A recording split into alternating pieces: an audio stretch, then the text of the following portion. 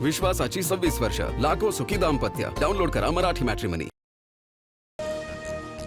सोनम वांगचुक यांनी 26 दिवसांनी उपोषण सोडलं. जेपी नड्डा यांच्या उपस्थितीमध्ये मेदांता रुग्णालयामध्ये उपोषण सोडलं.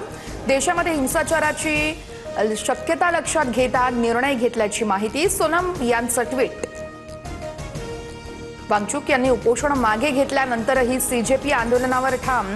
धर्मेंद्र प्रधान यांचा राजीनामा होईपर्यंत आंदोलन सुरूच राहणार. अभिजित दिपकेंची भूमिका.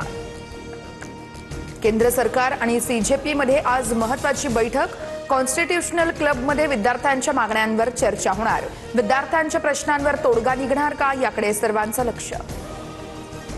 पेपरफुटीवर आज कॅबिनेटमध्ये बैठकीची चर्चा होणार. तर पेपरफुटी रोखण्यासाठी कायदा आणणार. फास्ट ट्रॅक कोर्ट आणि कठोर शिक्षेची तरतूद करणार. व्हिडिओ पोस्ट करत पंतप्रधान नरेंद्र मोदींचं आश्वासन.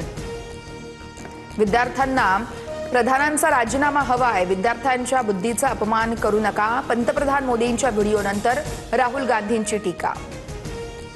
कॉकरोच जनता पार्टीकडून आज देशव्यापी शांततापूर्ण आंदोलन. विद्यार्थी संघटना, सामाजिक संघटनांना सहभागी होण्याचं आवाहन. आरएएफ आणि दिल्ली पोलीस मोठ्या संख्येनं जंतर मंतरवर. सुरक्षेत मोठी वाढ.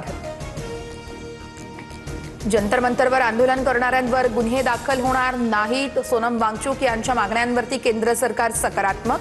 पेपरफुटी, शैक्षणिक सुधारणांवरून जेपी नड्डांचं आश्वासन.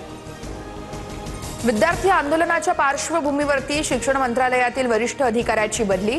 शिक्षण सचिव विनीत जोशींना पदावरून हटवलं. नरेश पाल गंगवार भारताचे नवीन शिक्षण सचिव म्हणून नियुक्त. बिहारच्या जहानाबादमधील पेपरफुटी विरोधातील आंदोलन चिघळलं. जिल्हाधिकारी कार्यालयाला घेराव घालणाऱ्या आंदोलकांना पांगवण्यासाठी पोलिसांचा हवेत गोळीबार.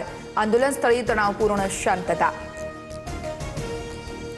उत्तराखंडमध्ये अभियांत्रिकीच्या 2 परीक्षांचे पेपर फुटले. पेपरफुटीमुळे 2 सत्र परीक्षा विद्यापीठाकडून रद्द. पेपर फोडणारा प्राध्यापक आशिष गुप्ता बडतर्फ. परीक्षेपूर्वीच पेपर सोशल मीडियावरती शेअर केल्याचंही समोर.